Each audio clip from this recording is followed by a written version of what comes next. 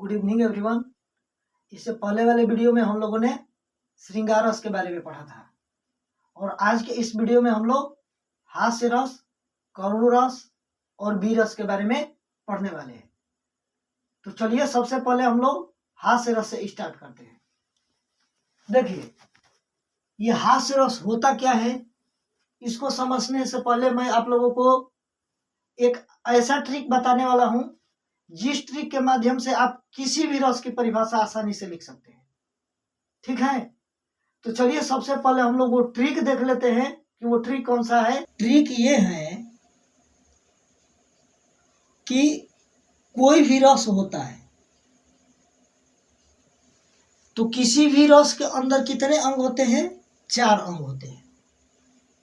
पहला होता है अस्थाई भाव, दूसरा होता है विभाव, तीसरा अनुभाव और चौथा होता है संचारी भाव। तो इस तरह से कोई भी रस होता है तो उसके अंदर कितने अंग होते हैं? 4 अंग होते हैं। और ये जो अस्थाई भाव होता है तो ये सभी रस के अलग अलग होते हैं। तो हास्य रस का अस्थाई भाव क्या होता है? हास। और हास का मतलब क्या होता है? हंसी। मतलब ये हुआ कि जहां कहीं भी हंसी उत्पन्न होगा वहां पे हास्य रस होगा। तो ये हंसी किसी न किसी कारण के वजह से उत्पन्न हो सकती है। अब हंसी उत्पन्न होने के बहुत सारे कारण हो सकते हैं।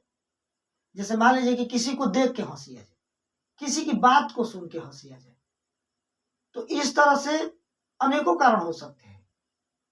समझ में आ रहा है ना? तो हंसी किसी भी कारण से उत्पन्न हो, अगर हंसी उत्पन्न हो जा रही है तो वहां पे कौन सा रस होगा? हास्य रस होगा।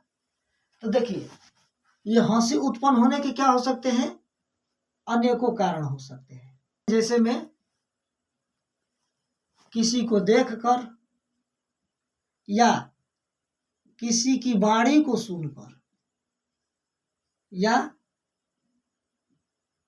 किसी की वेशभूषा को देखकर, इस तरह से हंसी उत्पन्न होने के अनेकों कारण हो सकते हैं। और जहां कहीं भी हंसी उत्पन्न होगा वहां पे हास्य रस होगा। लेकिन केवल हंसी उत्पन्न होने से ही हास्य रस नहीं हो जाएगा। हंसी तो एक अस्थाई भाव है और ये हास्य नामक अस्थाई भाव विभाव, अनुभाव और संचारी भाव से मिलने के बाद हास्य रस कहलाएगा। तो इस तरह से हास्य रस की परिभाषा हो जाएगी कि हंसी उत्पन्न करने वाली वाणी को सुनकर या वेशभूषा को देखकर हमारे मन में जो भाव उत्पन्न होता है उसे ही हम क्या कहते हैं? हास कहते हैं।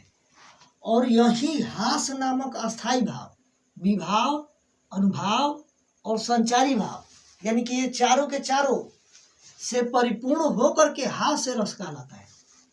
ठीक है, तो आगे देखते हैं हास्य रस का एग्जाम्पल।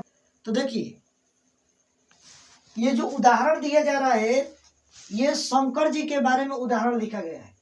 जब शंकर जी की शादी हो रही थी उस समय हाड़ा, बीछी, गोजर, शंकर जी के बाराती में अनेकों ऐसे ऐसे जीव गए थे जिसको देख करके बहुत लोगों को हंसी आ रही थी। तो उसी समय का ये विवरण यहाँ पे दिया गया है। देखिए, लिखा जा रहा है कि शीश पर गंगा हंसे। शीश यानी कि होता है सिर, शीश यानी हो जाएगा सिर। पर गंगा, गंगा जी हंस रही है। लट, लट यानी कि शंकर जी की जटा, लट में भुजंगा हंसे। भुजंगा मतलब क्या होता है? तो भुजंगा 2 शब्दों से मिलकर बना है। एक है भुज, एक है अंग। भुज यानी हो गया भुजा, अंग यानी कि होता है शरीर। तो जिसका शरीर हमारी इस भुजा के समान हो, हाथ के समान हो, उसको हम लोग क्या कहते हैं? भुजंगा कहते हैं। तो हमारी हाथ के समान शरीर किसकी होती है? सांप की होती है। सांप इसी तरह का न दिखता है, हाथ जैसा। तो इस तरह से हो जाएगा, भुजंगा का अर्थ हो जाएगा सांप। तो लट में भुजंगा हंसे, उनकी जो जटा है उसमें सांप भी क्या हो रहा है? हंस रहा है। हास ही के दंगा भई, नंगा के विवाह में। नंगा यानी कि होता है जो किसी की बात न, तो उसको हम लोग कहते हैं नंगा। तो उस नंगा यहाँ पे शंकर जी हैं, तो नंगा के विवाह में। इस तरह से यहाँ पे कौन सा रस है? हास्य रस है।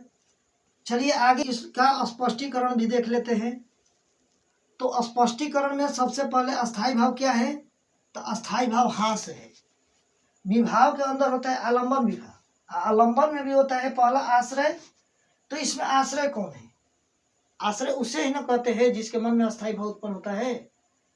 तो यहाँ पे अस्थाई भाव किसके मन में उत्पन्न हो रहा है? हंसी किसको आ रही है? शंकर जी के शादी में जितने भी लोग उपस्थित है उन सबको हंसी आ रही है। तो शादी में उपस्थित लोग आश्रय हो जाएंगे। और विषय कौन है? मतलब किसके कारण से हंसी उत्पन्न हो रही है? तो विषय यहाँ पे शंकर जी खुद है और उनके बाराती भी हैं। जो बाराती लोग उधर से आए हुए हैं, हाड़ा, गोजर, बिच्छी, भूत, प्रेत, इस तरह के अनेकों जीव आए थे। तो शंकर जी और उनके बाराती ये सब क्या हो जाएंगे? ये सब विषय हो जाएंगे। उद्दीपन विभाव यहाँ पे कौन? आश्रय के मन में अस्थाई भाव और ज्यादा कौन उत्पन्न कर रहा है? तो ये शंकर जी और उनके बाराती की प्रतिक्रियाएं हैं। मतलब ये हुआ कि शंकर जी भी कुछ ऐसे ऐसे क्रिया कर दे रहे हैं ना जिसको देख करके हंसी आ जा रही है। और उसके साथ साथ उनके बाराती के जो लोग भी हैं, भूत प्रेत डांस उन्स कर रहे हैं, नाच उच रहे हैं। तो वो सब देख करके यहाँ पे क्या उत्पन्न हो रहा है? हंसी उत्पन्न हो रही है। तो शंकर जी और उनके बाराती के जितने भी सारे प्रतिक्रियाएं हैं वो सब क्या हो जाएंगे? उद्दीपन विभाव। अनुभाव क्या है? अब हमें अनुभव कैसे हो रहा है कि यहाँ पे हास्य रस ही उत्पन्न हुआ है? तो ये अनुभव देखिए, यहाँ पे शीश पर गंगा हंसे, उनके सिर पे गंगा जी हंस रही है। लट में भुजंगा हंसे, उनके जटा के अंदर भी जो सांप लपटाया हुआ है वो भी हंस रहा है। तो ये हंस रहे हैं, तो यहाँ पे कौन सा रस हो जाएगा? हास्य रस है। तो अनुभाव हो जाएगा शंकर जी के सिर पे गंगा जी और जटा में सांप का हंसना। अब संचारी भाव क्या है? तो संचारी भाव में हो जाएगा हर्ष। हर्ष यानी कि होती है खुशी। तो वहां पे सभी लोग हंस रहे हैं तो उनके अंदर खुशी तो है ही। फिर चिंता, तो जो पार्वती जी है, शंकर जी की शादी पार्वती जी से हो रही है ना, तो पार्वती जी की माता जी को चिंता होगी कि मान लीजिए कि इनके साथ हम शादी करा दे रहे हैं तो वो किस तरह से पार्वती जी को रखेंगे। तो उस बात को लेकर के पार्वती जी की माता जी को क्या होगी? चिंता होगी। शंका भी होगा, उन्हें थोड़ा शंका, डर भी होगा कि पता नहीं वो कैसे रखेंगे। तो इस तरह से यहाँ पे संचारी भाव हर्ष, चिंता, शंका और अन्य भी संचारी भाव हो सकते हैं। ठीक है, तो हास्य रस आपको समझ में आ गया ना? ठीक है, तो चलिए आगे देखते हैं हम लोग करुण रस के बारे में कि करुण रस होता क्या है। तो चलिए सबसे पहले करुण रस की भी परिभाषा हम लोग ट्रिक के माध्यम से समझते हैं। तो देखिए यहाँ पे ये है करुण रस, रस के सभी अंग भी लिख देते हैं यहाँ पे। तो इस रस के भी चारों अंग हो गए। अब देखते हैं इस करुण रस का अस्थाई भाव क्या होता है। तो करुण रस का अस्थाई भाव शोक होता है। शोक का मतलब होता है दुख। तो अब आप लोग ही बताइए कि ये दुख कैसे उत्पन्न होता है? किसी भी इंसान के अंदर दुख किस कारण से उत्पन्न होता है? तो दुख अनेकों कारण से उत्पन्न हो सकता है। जैसे किसी का कोई अच्छा चीज है अब वो भूल जाए, या किसी का कोई प्रिय व्यक्ति है वो मर जाए, या किसी का कोई भी प्रिय चीज है वो उसके सामने ही नाश हो जाए। इस तरह के जितने भी सारे कारण होंगे वो सब दुख ही उत्पन्न करेंगे। तो देखिए ये दुख उत्पन्न होने के अनेकों कारण हो सकते हैं। जैसे में किसी प्रिय वस्तु का नाश हो जाना, या अपने प्रिय के, अब ये प्रिय कोई भी हो सकता है, जैसे अपना सगा संबंधी हो सकता है, अपना दोस्त हो सकता है, कोई भी हो सकता है। तो अपने प्रिय के अनिष्ट के आशंका से, अनिष्ट क्या होता है? तो अनिष्ट यानी कि होता है विनाश। अपने प्रिय के कोई भी विनाश उसका हो जाए तो उसके शंका से, शंका यानी कि डर से, शंका यानी कि भय से, तो किसी प्रिय वस्तु के नाश हो जाने से या अपने प्रिय के अनिष्ट के आशंका से हमारे मन में जो भाव उत्पन्न होता है उसे हम लोग शोक कहते हैं। और यही शोक इन चारों के साथ मिल करके क्या हो जाएगा? करुण रस हो जाएगा। ठीक है, तो चलिए इसकी परिभाषा हम लोग देख लेते हैं। तो इस तरह से करुण रस की परिभाषा हो जाएगी कि किसी प्रिय वस्तु के विनाश होने से या खो जाने से, अपने या अपने किसी प्रिय के अनिष्ट के आशंका से हमारे मन में जो भाव उत्पन्न होता है उसे हम क्या कहते हैं? शोक कहते हैं। और यही शोक नामक अस्थायी भाव विभाव, अनुभाव और संचारी भाव से परिपूर्ण होकर, परिपूर्ण यानी कि मिल करके कौन सा रस हो जाएगा? करुण रस कहलाता है। ठीक है, तो ये तो करुण रस की परिभाषा हम लोग समझ गए। चलिए इसका उदाहरण भी देख लेते हैं। तो देखिए यहाँ पे उदाहरण लिख रहा है कि शोक विकल रोवहि सब रानी। तो ये किसके संबंध में लिखा गया है पहले ये समझ लेते हैं। तो राम जी के पिताजी का नाम होता है राजा दशरथ। जब राम जी को वनवास हो जाता है तो उस समय राजा दशरथ उनके वियोग में तड़प तड़प करके अपना क्या कर देते हैं? प्राण त्याग देते हैं। तो जब राजा दशरथ मर जाते हैं तो उनकी तीनों रानियां किस तरह से रो रही है उसी के बारे में यहाँ पे लिखा गया है। तो चलिए इसको समझते हैं। देखिए लिखा है कि शोक विकल, शोक यानी कि होता है दुख, शोक मतलब क्या होता है? दुख। विकल, विकल यानी कि होता है बेचैनी। रोवहि सब रानी, रो रही है सभी रानियां। दुख और बेचैनी के कारण सभी रानियां क्या कर रही है? रो रही है। फिर क्या कर रही है? रूप, शील, बल, तेज, बखानी। बखानी का मतलब होता है बखान करना या प्रकट करना।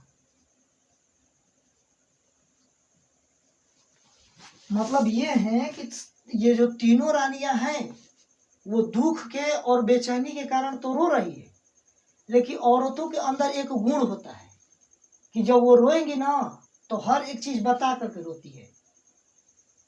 आप लोग देखे होंगे कि जब भी कोई औरत रोती है तो ये बताती है कि किस कारण से वो रो रही है। ठीक है ना? तो इस तरह से ये उनके रूप के, रूप यानी कि उनकी सुंदरता के बारे में। शील, शील यानी कि होता है शालीनता। शालीनता का मतलब होता है एकदम शांत रहने वाला स्वभाव, शालीनता होता है। तो उनके रूप के बारे में, शील के बारे में और उनके बल के बारे में। बल और उनकी तेज, तेज का मतलब होता है चमक, तेज का मतलब होता है चमक। उनकी चेहरे की चमक का, इन सब चीज का वो बखान कर करके रो रही है। ठीक है, गांव देहात में आप लोग देखे होंगे कि किसी के घर में कोई मर जाता है तो उसके घर की औरतें अपने सीने पीट पीट के रोती है, कहते बबुआ हो बबुआ, कहाँ चली गई हो बबुआ। समझ पा रहे हैं ना? तो इस तरह से करहि विलाप अनेक प्रकार। विलाप यानी कि होता है रोना। वो लोग अनेकों प्रकार से विलाप कर रही है। विलाप यानी कि रो रही है। पर ही भूमि तल बारहि बारा। इतना ही नहीं, इसके साथ साथ वो कभी कभी तो जमीन पे भी गिर जा रही है। ठीक है, तो उनको मूर्छा आ जा रहा है, इस तरह से वो कभी कभी जमीन पे भी गिर जा रही है। देखिए लिख रहा है परही, परही यानी कि गिर जाना। भूमि तल, भूमि यानी कि जमीन, तल यानी कि ऊपर, जमीन के ऊपर 12 ही 12, यानी कि बार बार वो जमीन के ऊपर भी गिर जा रही है। तो यहाँ पे राजा दशरथ के मरने के वजह से तीनों रानियां के अंदर क्या उत्पन्न हुआ है? दुख उत्पन्न हुआ है। तो इस तरह से यहाँ पे कौन सा रस है? करुण रस है। ठीक है, तो चलिए इसका स्पष्टीकरण भी देख लेते हैं।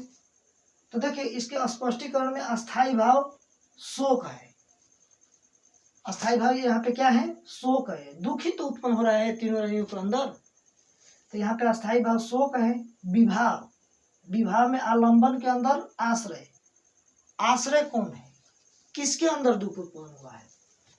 तो ये तीनों रानियों के अंदर दुख उत्पन्न हुआ है। तो आश्रय यहाँ पे तीनों रानियां हैं। विषय कौन है? तो विषय राजा दशरथ का मृत शरीर। मृत यानी कि मरा हुआ शरीर। राजा दशरथ तो नहीं रहे, राजा दशरथ मर गए हैं ना। तो उनके मरे हुए शरीर को देख करके ये तीनों रानियां क्या कर रही है? रो रही है। तो यहाँ पे विषय राजा दशरथ के मृत शरीर है। उद्दीपन विभाव क्या है? तो उद्दीपन विभाव भी वही राजा दशरथ का मृत शरीर ही है। उसी को तो देख करके बार बार उनके मन में और दुख उत्पन्न होता जा रहा है। तो इस तरह से यहाँ पे उद्दीपन विभाव भी हो जाएगा राजा दशरथ का मृत शरीर। अगर ये स्पष्टीकरण आप लोगों को समझ में नहीं आ रहा होगा तो सबसे पहला वीडियो आप लोग देखिएगा, जो रस का पहला भाग है वो वाला वीडियो देख लीजिएगा। उस वीडियो में ये सब चीज पूरा अच्छे से समझाया गया। ठीक है, तो चलिए आगे देखते हैं कि इसमें अनुभाव क्या है। अनुभाव यानी कि अनुभव हमें कैसे हो रहा है कि इन तीनों के अंदर दुख है। तो देखिए उन सब का रिएक्शन, उन सब के प्रतिक्रिया के आधार पे हम समझ पा रहे हैं कि उनके अंदर दुख उत्पन्न हुआ है। अनुभाव में हो गया है कि तीनों रानियों का रोना, तीनों रानियां रो रही है, और कभी कभी भूमि पर भी गिर जाना। कभी कभी वो लोग पर ही भूमि तल बार ही बार, कभी कभी जमीन पे भी तो गिर जा रही है। तो ये सब उनके प्रतिक्रिया जितने हैं ये सब अनुभाव हो जाएगा। आगे देखते हैं कि इसमें संचारी भाव क्या है। तो संचारी भाव पानी के बुलबुले की तरह उत्पन्न होते रहते हैं। तो देखिए इसमें संचारी भाव है विषाद। विषाद यानी कि होता है दुख। तीनों रानियों को तो दुख तो है ही। चिंता, चिंता भी है। जिस समय राजा दशरथ मरे हुए थे उस समय राम, लक्ष्मण और सीता जी तीनों लोग कहाँ चले गए थे? वनवास चले गए थे। ठीक है, तो यहाँ पे कभी कभी उन तीनों रानियों को राम, लक्ष्मण और सीता जी की याद भी आ रही होगी। फिर चिंता हो रही होगी कि राजा दशरथ तो मर गए, फिर अब इस राज्य को संभालेगा कौन। तो इन सब चीज के बारे में सोच सोच के उनको, उन तीनों रानियों को चिंता हो रही होगी, मोह भी हो रहा होगा, स्मृति हो रही होगी, याद आ रही होगी। स्मृति यानी कि होता है याद आना। तो राम, लक्ष्मण और सीता जी इन तीनों को भी याद आ रही होगी। फिर इसके साथ साथ राजा दशरथ की भी याद आ रही होगी। और ये जो भरत शत्रुघ्न भी थे वो भी अपने ननिहाल चले गए थे, तो उन लोगों को भी याद आ रही होगी। तो स्मृति है, मरण। कभी कभी इन लोगों के अंदर इतना दुख उत्पन्न हो रहा होगा कि ये लोग सोच रहे होंगे राजा दशरथ के मरने से अच्छा वही तीनों लोग मर गए रहते। तो इस तरह से उन लोगों के अंदर मरण नाम का भी संचारी भाव उत्पन्न हो रहा होगा। ठीक है, तो इस तरह से ये करुण रस समाप्त होता है। समझ में आया ना करुण रस? तो चलिए अब आगे हम लोग वीर रस के बारे में देखते हैं। तो करुण रस तक हम लोगों ने समझ लिया। अब आगे देखते हैं वीर रस के बारे में। तो ये वीर रस होता क्या है, पहले इसकी भी परिभाषा हम लोग समझ लेते हैं। देखिए ये जो वीर रस होता है इसके भी तो 4 अंग होंगे। तो सबसे पहले हम लोग देखते हैं कि वीर रस का अस्थाई भाव क्या होगा। तो वीर रस का अस्थाई भाव क्या होता है? उत्साह। और उत्साह मतलब होता है जोश, उत्सुकता। उत्साह मतलब क्या होता है? जोश। जब भी हम लोगों के अंदर जोश आता है तभी हम लोग कोई वीरता वाली कार्य कर सकते हैं। ठीक है। जैसे मान लीजिए कि हमें किसी रेस में जीतना है, तो हमारे अंदर जब तक जोश नहीं होगी तब तक हम किसी रेस को जीत नहीं सकते हैं। अंदर से हमारी शक्ति बढ़ेगी ही नहीं। तो इस तरह से जहां कहीं भी जोश होगा वहां पे कौन सा रस होगा? वीर रस होगा। तब ये उत्साह या जोश किस कारण से उत्पन्न हो सकता है? तो इसके भी अनेकों कारण हो सकते हैं। तो देखिए, इसके कारण में देख लेते हैं क्या क्या कारण हो सकता है। कारण में हो सकता है कि किसी कठिन काम को करने से या करने के लिए, किसी कठिन काम को करने से या करने के लिए हमारे मन में जो भी भाव उत्पन्न होगा उसे हम क्या कहेंगे? उत्साह कहेंगे। और यही उत्साह, ये तो उत्साह अस्थायी भाव है ना, तो यही उत्साह नामक अस्थायी भाव विभाव, अनुभाव और संचारी भाव से परिपूर्ण होकर के वीर रस कहलाएगा। तो इस तरह से वीर रस की परिभाषा हो जाएगी कि युद्ध या किसी कठिन कार्य को करने से या करने के लिए हमारे मन में जो भाव उत्पन्न होता है उसे उत्साह कहते हैं। और यही उत्साह नामक अस्थायी भाव विभाव, अनुभाव और संचारी भाव से परिपूर्ण होकर वीर रस कहलाता है। ठीक है। तो इस तरह से वीर रस की परिभाषा समझ में आ रही है ना। कोई भी कठिन काम करेंगे तो वहां पे जो भाव उत्पन्न होगा उसे हम उत्साह कह देंगे, और वही उत्साह अपने रस के सभी अंगों से परिपूर्ण होकर के वीर रस कहला जाएगा। ठीक। तो इसके उदाहरण को हम लोग देखते हैं।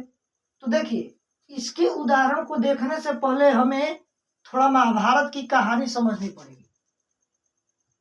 इस उदाहरण में अभिमन्यु के बारे में बताया जाएगा, और अभिमन्यु है कौन, तो उसके लिए थोड़ा सा महाभारत की कहानी हमें समझनी पड़ेगी।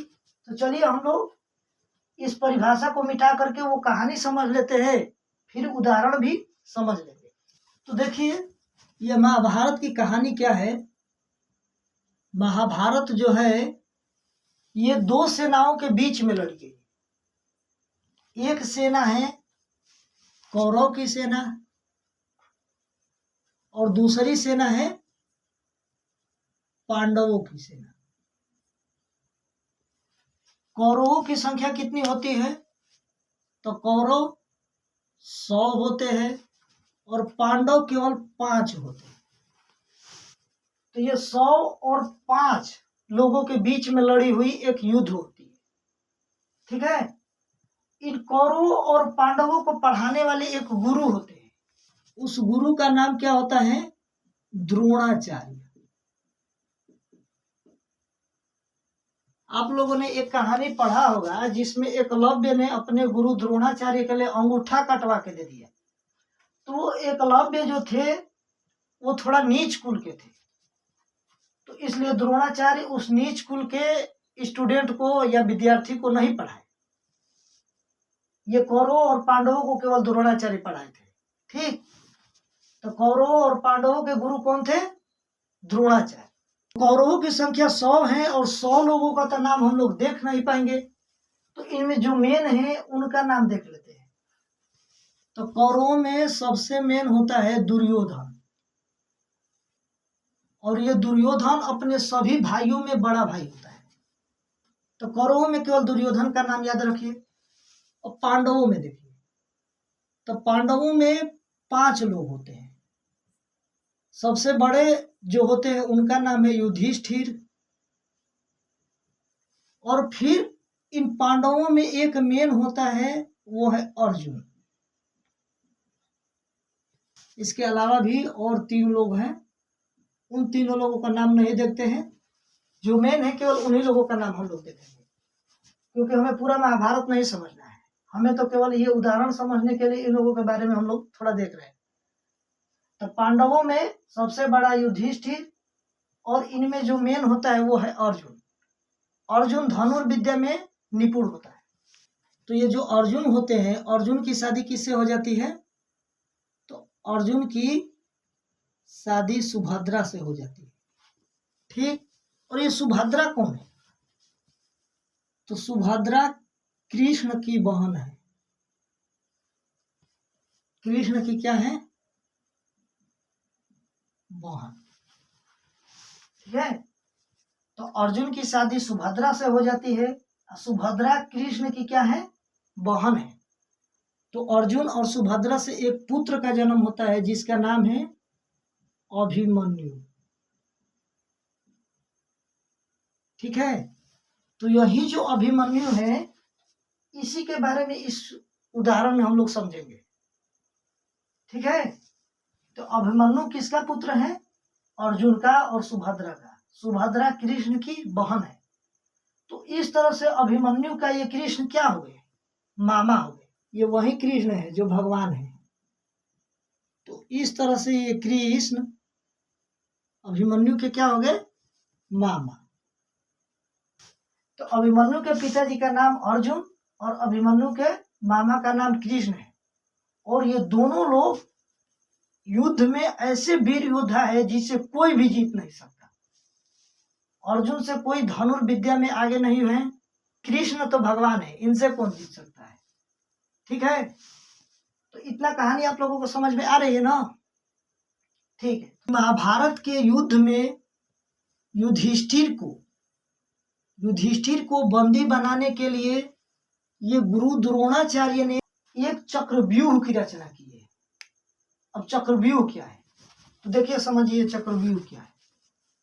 चक्रव्यूह एक ऐसी रचना है जिसमें बहुत सारे सैनिक चक्र के रूप में खड़े रहेंगे और वो सारे के सारे सैनिक घूमते रहेंगे। ठीक है, और बीच में मेन योद्धा बैठे रहेंगे। ठीक है, और ये जितने सारे चक्र होंगे इन सभी चक्रों को तोड़ करके, ये सारे चक्र की संख्या कितनी है? 7 है। ठीक है, तो इस चक्रव्यूह में ये सभी दरवाजे को तोड़ करके अंदर पहुंचना होगा योद्धा को। अब वो अभिमन्यु ही इसके अंदर पहुंचेगा। तो इस पूरे चक्रव्यूह को तोड़ने के राज केवल अर्जुन के अलावा और कोई नहीं जानता है। ठीक है, अर्जुन को इस युद्ध के समय कहीं और भटका करके लेके चला गया होता है और युधिष्ठिर को बंदी बनाने के लिए द्रोणाचार्य ने ये चक्रव्यूह की रचना कर दिए रहते हैं। ठीक है, तो इसी चक्रव्यूह को तोड़ने के लिए अभिमन्यु क्या कहता है उसी चीज के बारे में यहाँ पर हम बताने जा रहे हैं। ठीक है, तो चलिए हम लोग उदाहरण देखते हैं। तो इस तरह से आप लोग तो महाभारत की ये कहानी समझ ही गए कि महाभारत का युद्ध कौरवों और पांडवों के बीच लड़ी गई है और इन दोनों के गुरु द्रोणाचार्य है। और ये जो द्रोणाचार्य है ये कौरवों की तरफ से है और ये जो कृष्ण है ये पांडवों की तरफ से है।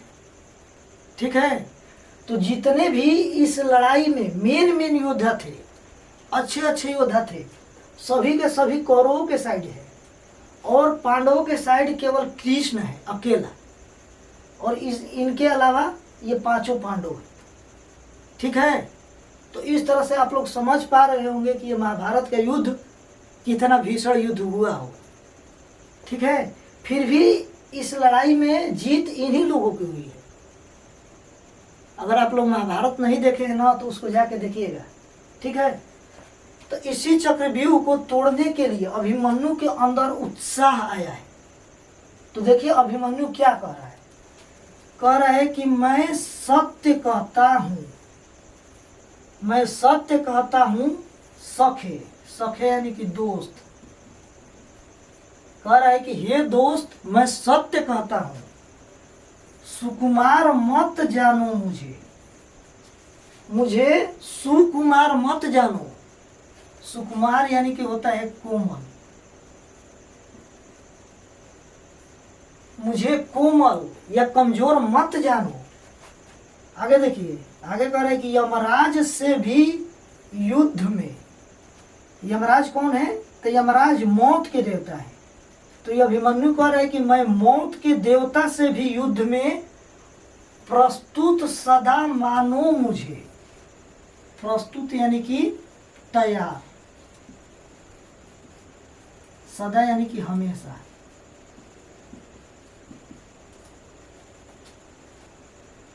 यानी कि मौत के देवता यमराज से भी युद्ध में हमेशा मुझे तैयार मानो। यानी कि मैं मौत के देवता यमराज से भी युद्ध कर सकता हूँ, उनसे भी नहीं डरूंगा। आगे देखिए ये उत्साह के साथ क्या कह रहे हैं और की बात ही क्या, मैं और यानी दूसरों की, और यानी दूसरों, मैं दूसरों की बात ही क्या करूं, मैं अपनी बात कर रहा हूं कि गर्व मैं करता नहीं। गर्व यानी कि होता है घमंड। अभिमन्यु कह रहा है कि और की बात ही क्या, मैं दूसरों की बात क्या करूं, गर्व मैं करता नहीं, घमंड मैं नहीं करता हूं, लेकिन फिर भी मामा तथा निजतात से भी, मामा मतलब कृष्ण, तथा निज यानी अपने, निज यानी अपने, तात का मतलब होता है पिता। तो यानी कि इसके मामा कौन है, कृष्ण, और इसके तात यानी पिता कौन है, अर्जुन। तो अभिमन्यु कह रहा है कि मैं अपने मामा कृष्ण और पिता अर्जुन से भी समर मैं डरता नहीं। समर यानी कि होता है युद्ध, यानी कि इन दोनों लोगों से भी मैं युद्ध में नहीं डरता हूं, और ये दोनों लोग ऐसे योद्धा है जिससे कोई भी नहीं जीत सकता। तो अभिमन्यु कह रहे हैं कि इन दोनों लोगों से भी मैं युद्ध में नहीं डरता हूं। ठीक है, देखिए अभिमन्यु क्या कर रहा है, मैं सत्य कहता हूं सखे सुकुमार मत जानो मुझे, यमराज से भी युद्ध में प्रस्तुत सदा मानो मुझे, है और की बात ही क्या, है और की बात ही क्या, गर्व मैं करता नहीं, मामा तथा निजतात से भी समर में डरता नहीं।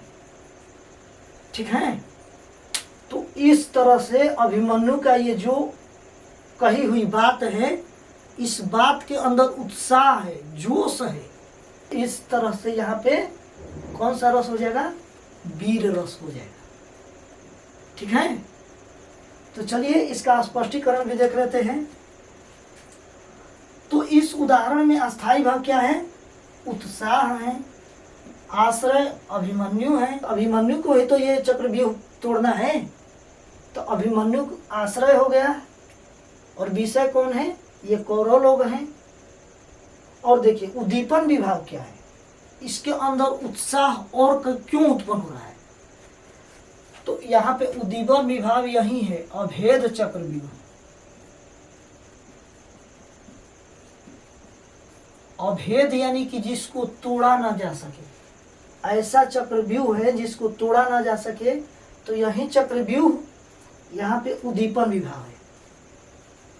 अनुभव क्या है यहाँ पे, तो हमें कैसे अनुभव हो रहा है कि इसके अंदर, अभिमन्यु के अंदर वीर रस ही उत्पन्न हुआ है। तो वो अभिमन्यु के वाक्य हैं, अभिमन्यु के पूरा यहाँ से यहाँ तक कहा गया जो वाक्य है, यही हमें अनुभव करा रहा है कि उसके अंदर वीर रस उत्पन्न हुआ है। ठीक है, आगे देखते हैं संचारी भाव। तो इसमें संचारी भाव है उग्रता। उग्रता यानी कि होती है प्रचंड रूप। ठीक है, तो उसके अंदर प्रचंड रूप हो रहा होगा कि कब हम उस चक्रव्यूह को तोड़े और इस युद्ध में जीते। गर्व भी हो रहा होगा, अंदर अंदर उसको घमंड भी हो रहा होगा। ठीक है, भले ही कह रहा है कि गर्व मैं करता नहीं, लेकिन उसके अंदर थोड़ा सा घमंड होगा। उत्सुकता, उत्सुकता का मतलब होता है बेचैनी, कुतूहल। तो इसके अंदर तो कुतूहलता होगा ही कि कब हम इस युद्ध में जीते या इस चक्रव्यूह को तोड़े। तो इस तरह से वीर रस समाप्त होता है। तो आज के इस वीडियो में सिर्फ इतना ही रहने देते हैं, फिर मिलते हैं अगले वीडियो में। तब तक के लिए जय हिंद।